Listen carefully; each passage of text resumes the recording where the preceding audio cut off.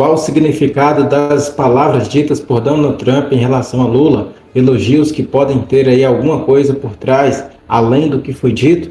É o que nós vamos analisar aqui. E também vamos colocar aqui falas do deputado federal Eduardo Bolsonaro, que está nos Estados Unidos, né, e tem matéria aqui do portal Metrópole, onde ele diz a respeito das eleições de 2026, confirmando quem será o candidato aí pela direita. Já uma matada de charada que muitos buscam compreender e que a gente vai trazer aqui, de acordo, publicou também o portal UOL em entrevista ao deputado federal, que mencionou isso em razão, né, de tudo que vem acontecendo no Brasil, segundo ele, diante da perseguição política a Bolsonaro e também a todos os familiares e apoiadores do ex-presidente da República aqui do Brasil. Vamos trazer aqui um pouquinho do que trouxe, do que foi dito, né, nessa entrevista aí que foi concedida ao portal Metrópole, e vamos ter aí, será que surpresas em relação ao possível candidato da direita em 2026,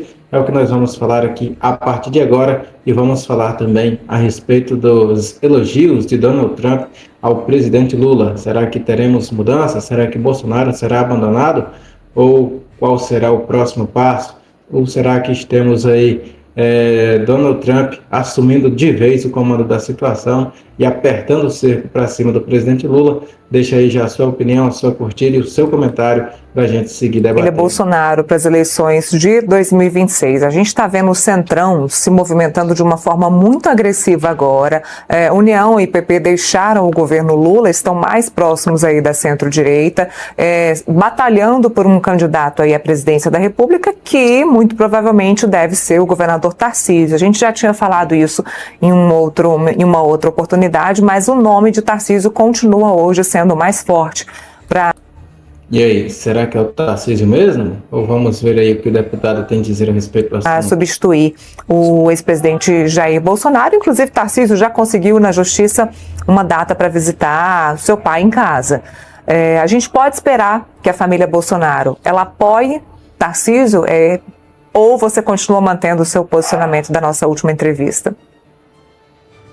Eu vou manter o meu posicionamento da última entrevista, né? Eu sou, na impossibilidade de Jair Bolsonaro, candidato a presidente da República, né? É por isso que o sistema corre e se apressa para tentar me condenar em algum colegiado, aí, seja da primeira turma do STF, para tentar me deixar inelegível. Só que o principal, Neila, não é a família Bolsonaro participando na política, mas sim a consciência que a gente deixa na cabeça de cada pessoa. Não é encarcerando o líder de um movimento que você acaba com o movimento. As pessoas não vão, né, depois de descobrir a verdade, depois de ver como é que funcionam as engrenagens de Brasília, voltar a trabalhar de maneira serviçal para sustentar um regime que não lhes serve, né, pagando altos impostos para que uma casta viva no luxo e eles sem oportunidade. Então isso deve... Aí, claro, né, ele mencionando que mantém a mesma situação da última entrevista, e a situação foi que ele continuará sendo candidato caso Jair Bolsonaro permaneça inelegível e caso também as condenações sobre o caso do suposto golpe de Estado, que agora para a justiça, né, o golpe de Estado, né, se concretizem realmente. A gente teve hoje a confirmação no Diário Oficial do Supremo Tribunal Federal, né, foi publicado já a condenação do Jair Bolsonaro, os outros réus também nesse primeiro núcleo que já foram julgados. Então, se isso continuar, se não tiver nenhuma mudança até pelo menos abril do ano que vem, a gente pode ter aí, segundo Eduardo Bolsonaro, o filho do ex-presidente como candidato. No entanto, né, isso também depende de outros projetos, como por exemplo o da anistia aos presos do 8 de janeiro, que se pegar nessa anistia de fato como ela está sendo projetada pela direita, uma anistia ampla, geral e restrita, que possam beneficiar todos. No caso, beneficiaria também até o ex-presidente Jair Bolsonaro. No entanto, continuaria inelegível porque é um outro processo. Já aí, se a anistia sair, Eduardo Bolsonaro poderia voltar ao Brasil sem o medo, né, de ser preso, e aí poderia sim concorrer às eleições. No final, também vou dar minha opinião sobre essa possibilidade de uma candidatura de Eduardo Bolsonaro à presidência da República. E aí a gente pode ter sim surpresas. Tarcísio de Freitas seria um dos possíveis nomes e talvez seja aí o nome mais forte cotado para substituir Jair Bolsonaro, caso Jair Bolsonaro continue nessa mesma situação que está hoje. O principal é nessa força de consciência que eu acredito para libertar o Brasil, e a eleição ela só me coloca num cargo com um pouco mais de poder, né, com o poder da caneta, para fazer algumas coisas que os cidadãos não podem, como articular projetos de lei, propor projetos de lei, fazer destinações orçamentárias. Fora isso, todos nós somos iguais, e o movimento liderado por Jair Bolsonaro é perene, mesmo após quando Bolsonaro vier a falecer, por muito tempo, a gente ainda seguirá colhendo os frutos dessa verdade libertadora liderada pelo presidente Jair Bolsonaro. Então, é como ele disse, né, essa questão do bolsonarismo raiz, né, que se infiltrou de vez na política, né, tomou a partir de meados ali de 2014 em diante, né, quando de vez Jair Bolsonaro começou realmente a sair como o candidato da direita, né, após ali o início das investigações da Lava Jato, isso foi ficando cada vez mais forte e virou aí a febre do Brasil. Hoje na direita só dá Bolsonaro, é o nome mais forte, ele será o candidato. Caso contrário, né, a justiça não permita, por essas questões todas que a gente já falou e tem visto aqui, o candidato deve ser provavelmente Tarcísio de Freitas. Eduardo Bolsonaro está aí colocando-se como candidato em caso de uma possível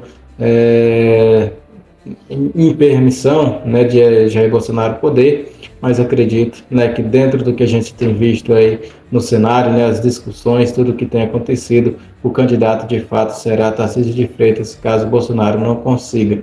E em relação a Donald Trump e Lula, o que você já viu sobre isso e o que a gente acha sobre o assunto?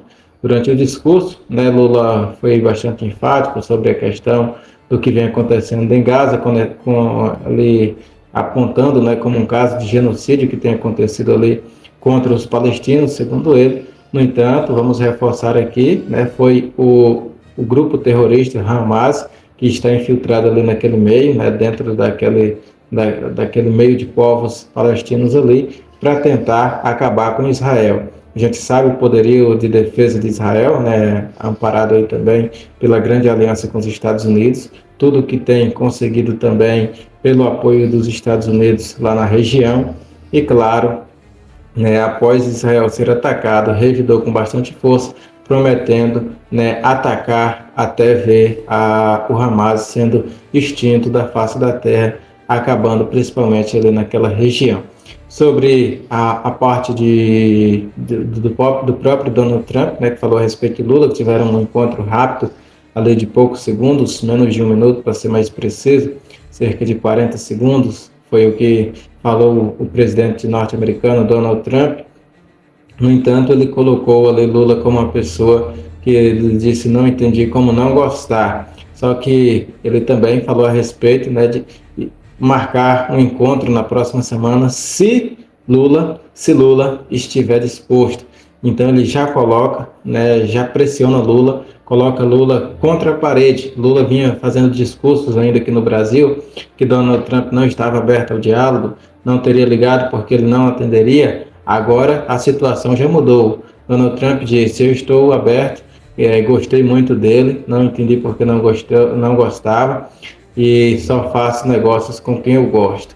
Então ele agora colocou a bomba, puxou o pavio e colocou na mão do Lula. Está ali, segura aí que a gente vai resolver. Segura essa bomba e enquanto a gente não resolver, você agora pode sofrer também ataques lá no seu próprio país, dentro dos seus próprios cidadãos, já que essa situação foi colocada aqui e a gente vai resolver aproveitando que você está nos Estados Unidos. Essa é a situação real que a gente tem que entender. Claro que esse elogio pode fazer parte de uma grande estratégia política, como a gente viu ele se sobressaindo sobre os diversos líderes políticos de todo o mundo.